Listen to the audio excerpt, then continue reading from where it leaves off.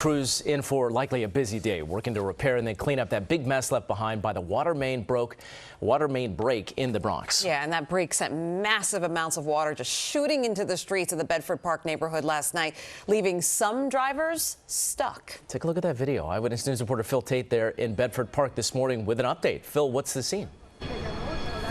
Yeah, Mike, Charlene, significant improvements have been made over the past hour, and this after last night's water main break that erupted around 7:30. Crew members have been hard at work, and they've been tapping into various drains here on Webster Avenue, and it appears that right now much of that water is now just streaming into one particular drain, and this is a different site from what we saw just an hour ago as they've been assessing the situation. But still, some cars, they're seeing water up to the sides of its doors on streets that are just to the right of us right now. And I had spoke earlier with the man who was just trying to actually get to his girlfriend inside of one of these apartments, but all of this water had created some difficulty. Let's get straight to some video right now from here on Webster Avenue.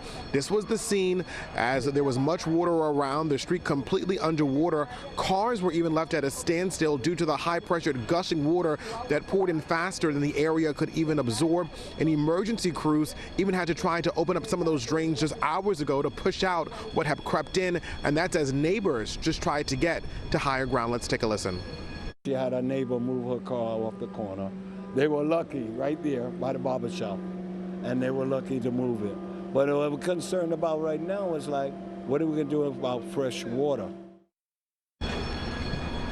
And this is a live look at what's left behind right now. Much of the water just an hour ago was up to even some of the hoods of the car. So a lot of improvements have been made there. Some folks are even able to walk on the sidewalk. That wasn't the case just even an hour ago, but this is truly a multi-agency approach, and it's taking the hard work of the Environmental Protection Agency along with the FDNY and even Con Edison to make sure that this street can get back up and running soon. Last night we had reported that many of the apartments here on Webster Avenue did appear to be okay, and that's as residents have told us that water wasn't gushing up through the drains in their houses. So a lot of good news there, but again, cleanup efforts will be underway pretty much throughout the day to make sure that this street can get back up and running. We are live in the Bedford Park section of the Bronx this morning. I'm Phil Taitt, Channel 7 Eyewitness News.